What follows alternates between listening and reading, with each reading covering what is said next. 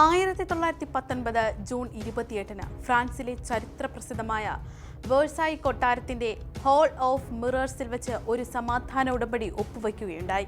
മാനവരാശി അഭിമുഖീകരിച്ച വിനാശകരമായ ഒന്നാം ലോക മഹായുദ്ധത്തിന് ഔദ്യോഗിക അന്ത്യം കുറിച്ച വേഴ്സായി ഉടമ്പടിയുടെ ഒപ്പുവയ്ക്കലായിരുന്നു അത്. യുദ്ധത്തിൽ വിജയിച്ച സഖ്യശക്തികളും പരാജയപ്പെട്ട ജർമ്മനിയും തമ്മിലെ സമാധാന വ്യവസ്ഥകളായിരുന്നു ഉടമ്പടിയിൽ. US, ബ്രിട്ടൻ, ഫ്രാൻസ് എന്നീ 3 ഭീമന്മാരുടെ ചർച്ചയിലൂടെ ഉടലെടുത്ത ഈ ഉടമ്പടി ജർമ്മനിക്ക് മേൽ താങ്ങാനാവുന്നതിലും അപ്പുറം ശിക്ഷകൾ അടിച്ചേൽപ്പിച്ചു. സാമ്പത്തിക, ഭൂമി നഷ്ടങ്ങളും സൈനിക നിയന്ത്രണങ്ങളും ചുമത്തി. യുദ്ധത്തിന്റെയും നാശനഷ്ടങ്ങളുടെയും പൂർണ്ണ ഉത്തരവാദിത്തം ജർമ്മനിയുടെ തലയിലായി. അന്ന് വിദഗ്ധർ പറഞ്ഞിരുന്നു, ഈ ഉടമ്പടി ഒരു പരാജയമാണ്, നാശത്തിന്റെ വിത്തുപാകും. കാലമത് തെളിയിച്ചിരിക്കുന്നു.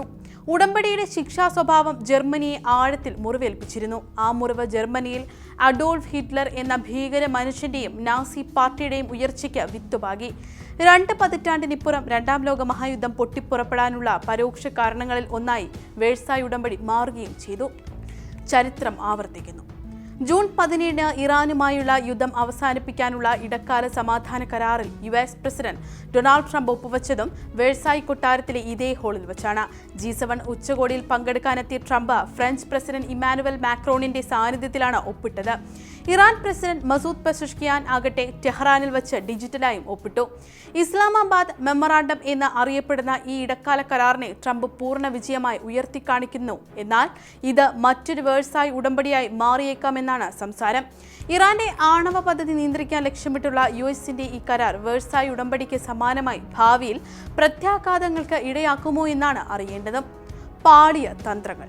ബിസിനസ്സുകാരനാണ് ട്രംപ് എന്ന് നമുക്കറിയാം. രാഷ്ട്രീയത്തിനകത്തും പുറത്തും പയറ്റിത്തെളിഞ്ഞ ബിസിനസ് തന്ത്രങ്ങളുടെ ആത്മവിശ്വാസത്തോടെയാണ് ട്രംപ് ഇറാൻ യുദ്ധത്തിന് ഇറങ്ങിത്തിരിച്ചത്. വെനസ്വേലയിലെ പ്രസിഡന്റായിരുന്ന നിക്കോളാസ് മഡൂറോ എന്ന സ്ട്രോങ് മാനെ പുഷ്പം പോലെ വീഴ്ത്തിയത് ഇറാനിലും ക്ലിക്കാകുമെന്നാണ് ട്രംപ് കരുതിയത്. ഇറാന്റെ ഉള്ളിലെ സർക്കാർ വിരുദ്ധ പ്രക്ഷോഭങ്ങളും ഇറാന് പുറത്തുനിന്നുള്ള വിമതരുടെ കലാപാഹ്വാനങ്ങളും പ്രത്യേകിച്ച് US-ൽ കഴിയുന്ന ഇറാൻ മുൻ കിരീടാവകാശി റസ പഹ്ലവിയുടേത് ഭരണകൂട മാറ്റത്തിന് കാരണമാകുമെന്ന് കരുതിയെങ്കിലും തെറ്റി.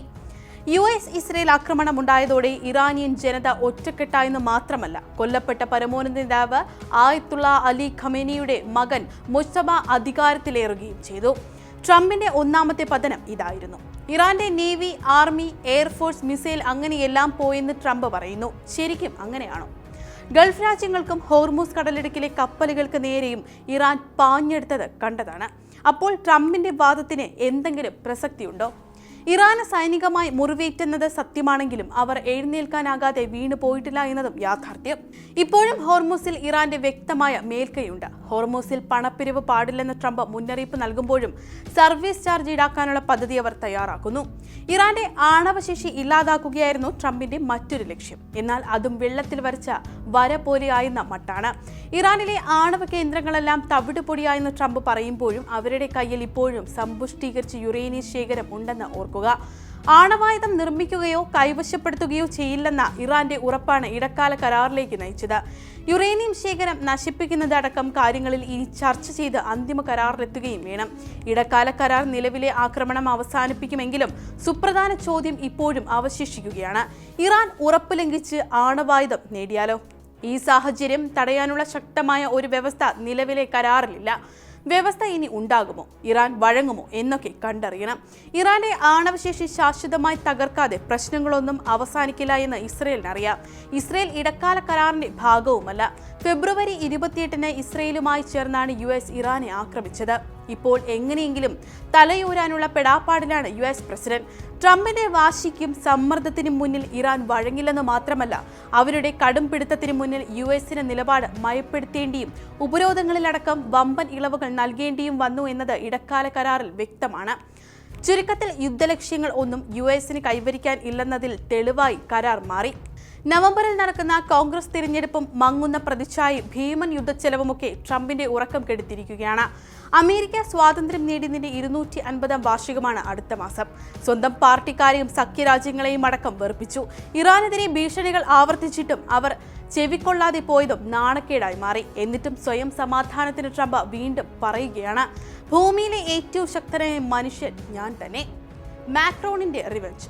1919 ഉടമ്പടിക്ക് വേഴ്സായ് കൊട്ടാരം തിരഞ്ഞെടുക്കാൻ മുൻകൈ എടുത്തത് ഫ്രാൻസാണ്.